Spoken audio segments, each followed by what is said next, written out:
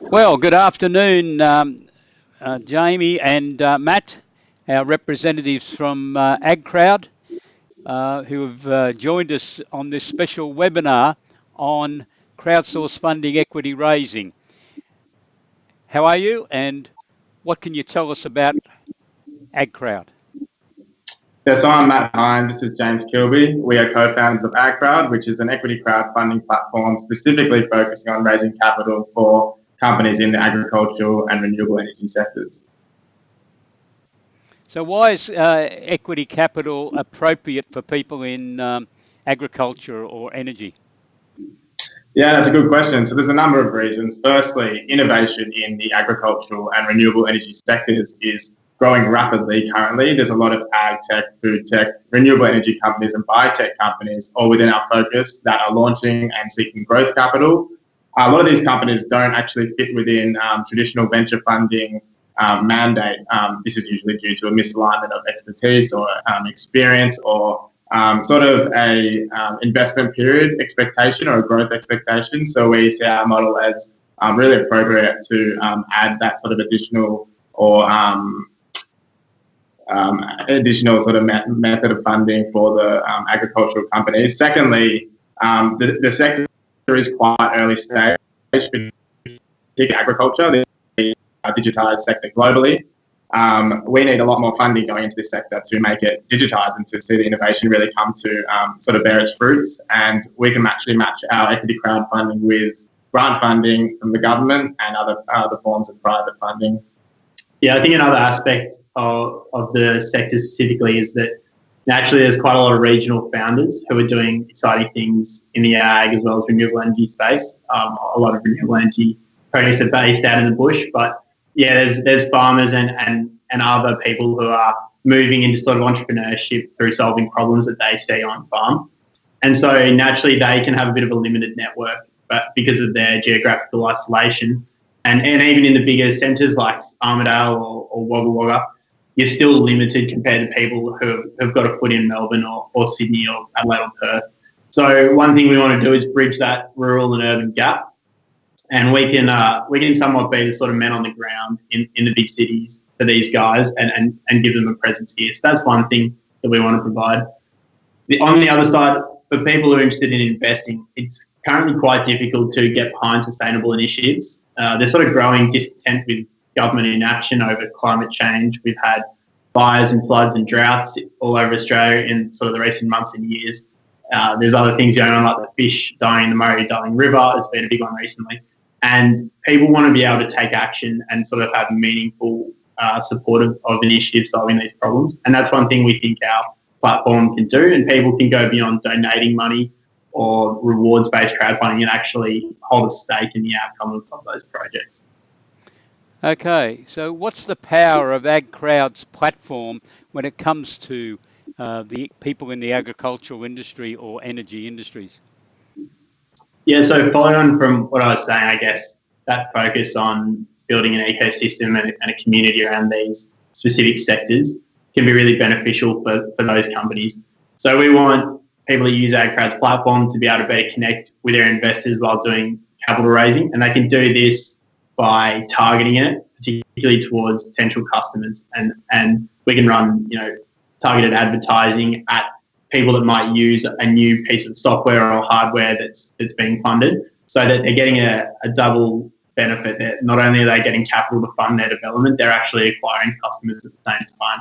And while that's sort of an aspect of equity crowdfunding as a whole, we can sort of double down within our industry and be really focused on that. Another one is the exposure to that community that we're building. We want to have supporters that will regularly get behind these sorts of things, and so that will bring value to our platform. And on the flip side, it's a great tool for the companies to leverage their own networks. So it can be quite difficult to go around, especially in the regional parts of Australia, and ask your friends, your family, your business partners or acquaintances for a little bit of cash to support your venture. But if you can do it via a platform and you're slightly removed from it, there's not the same personal interaction and pressure, then that can be a really powerful way to get a bit of money in for a business. And then I guess our partnerships with appropriate providers of other services will be important too for companies using our platform. So someone's coming to us and they need to go on and get some legal advice or some accounting work done, we can try and give them sort of preferred partners or people that we think suit their type of company. So that, yeah, we really want to focus in on that community feel of the platform.